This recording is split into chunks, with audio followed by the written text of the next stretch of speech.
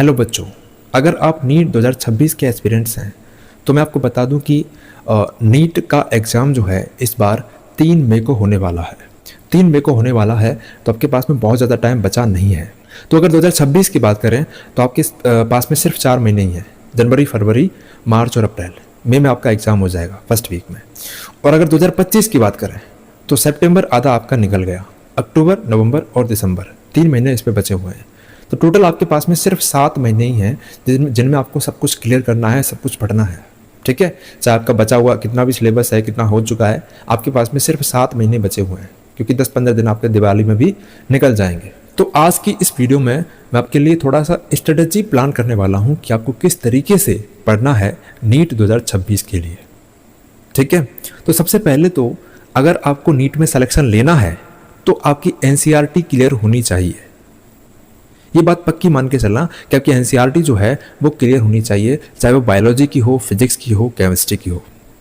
Physics और chemistry में theoretical portion से थोड़े कम क्वेश्चन आते हैं, लेकिन आपके जो एग्जाम्पलर हैं एनसीईआरटी के वो आपके क्लियर होने चाहिए, है ना।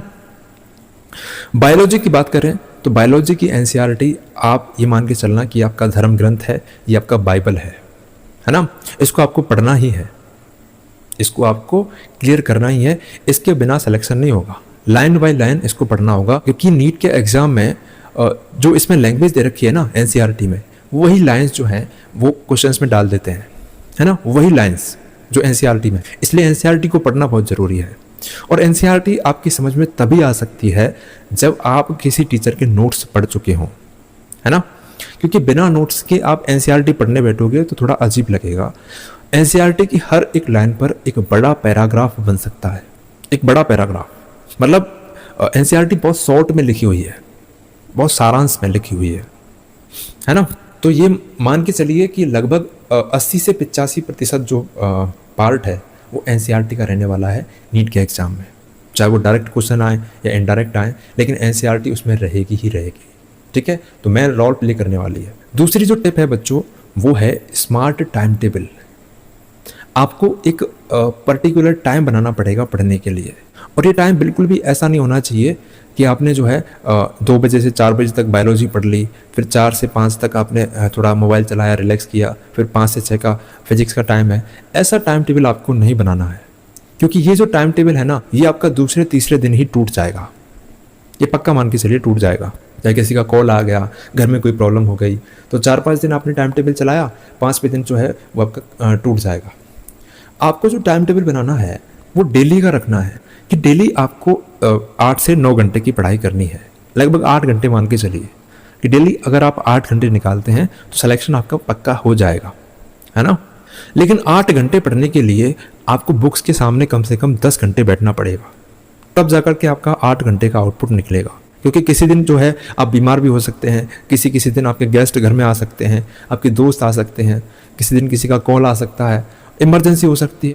तो कुल मिलाकर के आपको 8 घंटे पढ़ना ही पढ़ना है। अगर आप कोचिंग में जाते हैं तो आप जो है जैसे मान के चलिए 5 घंटे आपकी कोचिंग होती है, तो आप 3 से 4 घंटे आप घर पे निकालने की कोशिश करें, सेल्फ स्टडी। लेकिन कोचिंग का जो पूरा कंटेंट है ना बेटा, वो कोचिंग में क्लियर हो जाना चाहिए, है ना। घर पे फिर आपको एक्स्ट्रा में रिवीजन करना है, क्वेश्चन प्रैक्टिस करनी है, तब जाकर के पार पड़ेगी। तीसरी जो टिप है ना बेटा वो है प्रीवियस ईयर क्वेश्चंस की, कि आपको ज़्यादा से ज़्यादा प्रीवियस ईयर क्वेश्चन की प्रैक्टिस करनी है। पिछली साल में जो आए हुए क्वेश्चंस हैं उनकी प्रैक्टिस करनी है, क्योंकि नीट के जो क्वेश्चंस हैं ना वो लगभग एक पैटर्न को फॉलो करते हैं। मैं बिल्कुल नहीं कह रहा कि वही क्वेश्चंस रिपीट होंगे, लेकिन पैटर्न जो है उन क्वेश्चंस का रिपीट होता है। आपको पता होना चाहिए कि नीट में किस लेवल के क्वेश्चंस पूछे जाते हैं और कहाँ से पूछे जाते हैं। तो ये आपको तभी अंदाज़ा लगेगा जब आप पिछली जो सालों में आए हुए क्वेश्चंस हैं उनको आप कर लोगे, है ना। तो चाहे आपके सिलेबस में 2 यूनिट हुई हैं, 4 यूनिट कंप्लीट हुई हैं, 5 कंप्लीट हुई हैं, आप उनके प्रीवियस ईयर क्वेश्चंस लगाना शुरू कर दो। मार्केट में आपको चैप्टर वाइज सीरीज मिल जाएगी प्रीवियस ईयर क्वेश्चंस की, वो आपको खरीद लेनी है, और हर एक चैप्टर के एंड में आपको प्रीवियस ईयर क्वेश्चंस लगाने हैं। जैसे चैप्टर खत्म होता है उसके पिछले सालों में जितने भी क्वेश्चंस आए हुए हैं उन सब की प्रैक्टिस कर लो। साथ के साथ आपको मॉक टेस्ट भी लगाने हैं। मॉक टेस्ट को आप छोड़ नहीं सकते, लेकिन मॉक टेस्ट आप तभी लगाना जब आपका सिलेबस कंप्लीट हो जाए। और अगर आपने कोचिंग ज्वाइन कर रखी है तो वो ऑटोमेटिक आपका पूरा करवा देंगे, कोई टेंशन वाली बात नहीं है ना। चौथी टिप, आपको किसी भी सब्जेक्ट को हल्के में नहीं लेना है। आप कोई भी सब्जेक्ट जो है स्किप नहीं कर सकते हो। जैसे आप कहें कि भाई फिजिक्स जो है वो कठिन है इसलिए हम इसको स्किप कर देते हैं, केमिस्ट्री और बायोलॉजी को पढ़ के हम सिलेक्शन ले लेंगे, पॉसिबल ही नहीं है। चाहे आप किसी भी कैटेगरी से बिलोंग करते हो, पॉसिबल ही नहीं है। आपको सारी सब्जेक्टों को वेटेज देना पड़ेगा, तब जाकर के आप क्या होगा, आपका सिलेक्शन होगा, है ना। और कुछ लोग जो हैं वो बायोलॉजी को बहुत हल्के में ले लेते हैं। तो मैं आपको बता दूं कि बायोलॉजी आपका आधा पोर्शन कवर करती है। फिजिक्स केमिस्ट्री थोड़ा कठिन लगता है तो वो क्या करते हैं कि फिजिक्स और केमिस्ट्री को ज़्यादा टाइम देते हैं, बायोलॉजी को 1 या 2 घंटे में ही निपटाने की कोशिश करते हैं। बायोलॉजी 360 मार्क्स कवर करती है आपकी, है ना। तो आप बायोलॉजी को स्किप नहीं कर सकते हो, आपको पढ़ना पड़ेगा। और लास्ट की टिप है बच्चों, वो है रिवीजन। जितना ज़्यादा आप रिवीजन करेंगे, जितनी बार आप रिवीजन करेंगे, चाहे वो एनसीईआरटी हो गया, नोट्स हो गए, आपके प्रीवियस ईयर के क्वेश्चन हो गए, जितनी ज़्यादा आप प्रैक्टिस करेंगे ना, उतना ही आपके कंसेप्ट और मजबूत होते जाएंगे, उतनी ही आपकी स्पीड जो है वो बढ़ती जाएगी। और ये जो स्पीड है ना, इसको मेंटेन करना बहुत ज़रूरी है।